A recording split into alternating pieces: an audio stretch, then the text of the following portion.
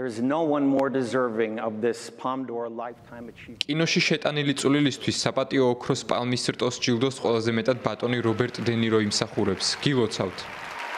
ასე დაიწყო კანის 78 ფესტივალის გახსნის ცერემონია. ოქროს პალმის რტო მსახიობ რობერტ დე ნიროს, ლეონარდო დიკაპრიომ გადასცა. ეს კი განსაკუთრებული აღიარებაა 81 წლის მსახიობისთვის, რომლის კავშირი ფრანგულ ფესტივალთან თითქმის ნახევარ საუკუნეს ითვლის. ლეონარდო დიკაპრიომ 81 წლის მსახიობი, რომელიც პრეზიდენტის დონალდ ტრამპის მკაცრი კრიტიკოსია, დემოკრატიისთვის ბრძოლაში გაწეული ძალისხმევისთვის შეაქო. ფესტივალისადმი მადლიერების გამოხატვის შემდეგ კი რობერტ დე ნირომ საუბარი მაშინვე ტრამპზე გადაიტანა და გააკრიტიკა ამერიკის პრეზიდენტი, რომელმაც ცოტა ხნის წინ თქვა, რომ ამერიკის შეერთებულ შტატებს ფარგლებს გარეთ წარმოებულ ფილმებზე ტარიფის დაწესებას გეგმავს. დონალდ ტრამპმა შეამცირა ხელოვნების ჰუმანიტარული მეცნიერებისა და განათლების დაფინანსება და მხარდაჭერა. ახლა კი მან გამოაცხადა 100%-იანი ტარიფი ამერიკის შეერთებული შტატების გარეთ წარმოებულ ფილმებზე. ერთი წუთით მოდით დავფიქრდეთ. შეუძლებელია კრეატიულობა ფულით განსაზღვრო, მაგრამ როგორც ჩანს, მასზე ტარიფების დაწესება შეგიძლიათ. რა თქმა უნდა, ეს მიუღებელია. ყველა ეს თავდასხმა მიუღებელია და ეს მხოლოდ ამერიკული პრობლემა არ არის. ეს გლობალური პრობლემაა. არ გვაქვს უფლება დავსხდეთ და ვუყუროთ იმას, თუ რაც ხდება. თითქოს ფილმს ვუყურებდეთ. უნდა ვიმოქმედოთ ახლავე, ვიმოქმედოთ ძალადობის გარეშე, მაგრამ დიდი ვნებითა და მონდომებით.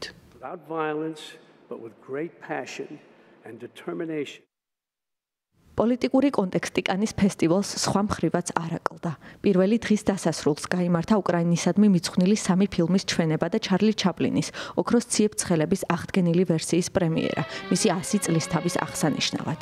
წლევანდელ ფესტივალზე წარმოდგენილია სხვა პოლიტიკური და სოციალური თემატიკის ფილმებიც.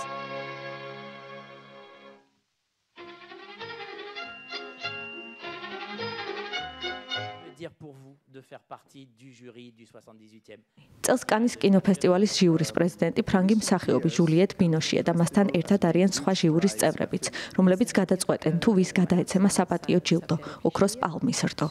კანის კინოფესტივალის მთავარი პრიზისთვის, ოქროს პალმის რტოსთვის 22 ფილმი იბრძოლებს. ევროვიზია 2025-ის 10 ფინალისტი ქვეყანა უკვე ცნობილია. გუშინ ბაზელში პირველი ნახევარფინალი გაიმართა, სადაც 15 ქვეყნის წარმომადგენელმა მიიღო მონაწილეობა.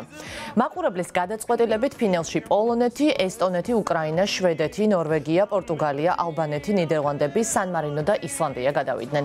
კონკურსის წესების მიხედვით ნახევარფინალიდან ფინალში გადასვლას მხოლოდ მაყურებელი წყვეტს და ხმის მიცემაში ჟიური არ მონაწილეობს.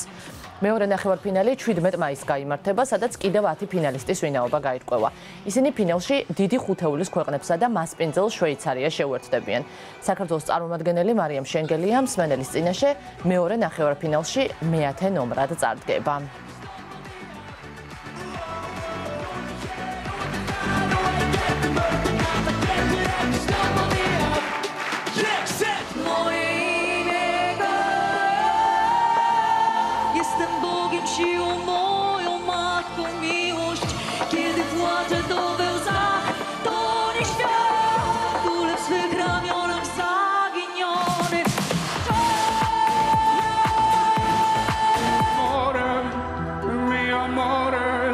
Macchiato, macchiato, macchiato, por favore, espresso macchiato con me.